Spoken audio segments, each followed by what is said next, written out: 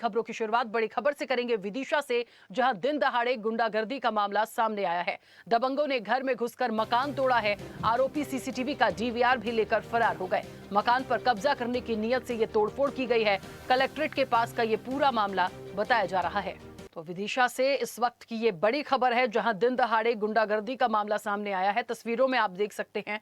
ये साहब हमें पता नहीं है, हम तो थाने गए थे रिपोर्ट करवे। एक हेड साहब आए थे हमारे घर है, एक जना कोई पत्थर फेंक गया 2-3 दिन पहले।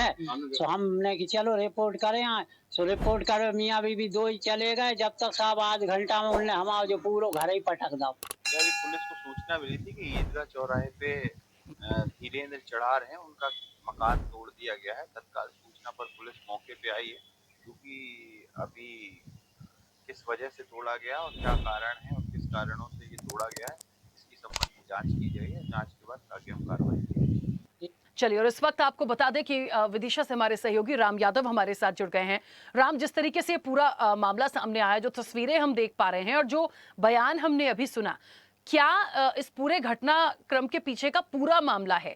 क्या वाकई जो कहा जा रहा है कि मकान पर कब्जा करने की एक ये प्रयास था, कोशिश थी, क्योंकि जिस तरीके से मकान को तोड़ा गया है, क्षतिग्रस्त किया गया है, अब यहाँ अब कुछ दिखता नहीं, तो क्या है ये पूरा मामला? अच्छा, मैं आपको बता दूं, जिला मुख्यालय विदिशा के कोई दूर दराज ग्रामीण क्षेत्र की तस्वीरें नहीं है, बल्कि यह तस्वीर जिला मुख्यालय विदिशा के एसपी ऑफिस, कलेक्ट्रेट और तहसील के नजदीक बने घर की है, जहां दिन दहाड़े घर में घुसकर आरोपियों ने तोड़फोड़ की है। करीब 8 से 10 आरोपियों ने कलेक्ट्रेट और तहसील के नजदीक बने एक मकान की दीवारों को तोड़ दिया। घर में रखा हुआ सामान और टीन सेट सब कुछ तोड़ डाला।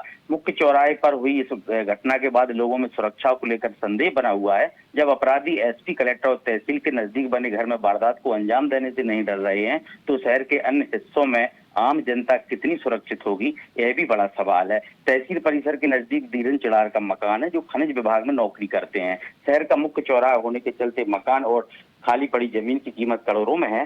धीरेन्द्र का आरोप है कि राजनीति से जुड़े विदिशा के कुछ दबंग जो लोग हैं, वो लंबे समय से इनके मकान पर कब्जा करने की साख में है। इनके मकान पर कब्जा करने की पूरी कोशिश की जा रही है और इसी तरह इस पूरी घटना को अंजाम दिया गया है।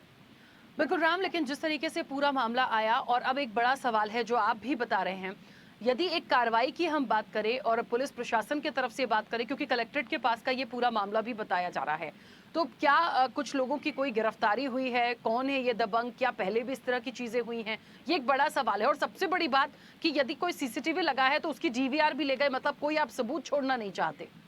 है बिल्कुल राखी, धीरेन्द्र का आरोप है कि राजनीति से जुड़े हुए विदिशा के कुछ दबंग लोग हैं, जो लंबे समय से फिराक में है कि इनके मकान पर कब्जा किया जाए। पति पत्नी को घर से बाहर ले गए और इस दौरान कुछ गुंडों ने उनके मकान पर हथौड़ों से हमला कर दिया। घर में रखा सामान, सारी चीजें तो वहां पर तोड़ डाली हैं। लेकिन सबसे बड़ा सवाल यही है कि कलेक्ट्रेट और एसपी कार्यालय के नजदीक जहां पर ये घर बना हुआ है, वहां पर दिन दहाड़े किस तरीके से यहाँ पर गुंडागर्दी की गई है, हथौड़े चलाए गए हैं।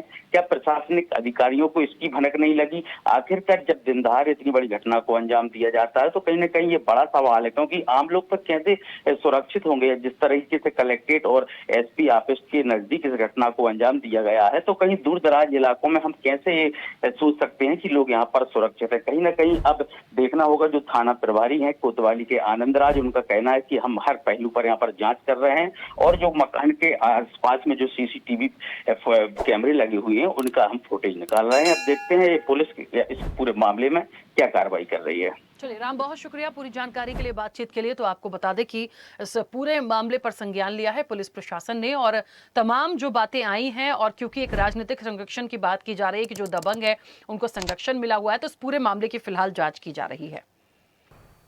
ऐसे ही वीडियोस के लिए लाइक करें, शेयर करें, फॉलो करें। YouTube पर जाकर सब्सक्राइब कर बेल आइकन दबाना ना भूलें, और ताजा अपडेट्स के लिए स्वदेशलाइव.com पर जरूर जाएं।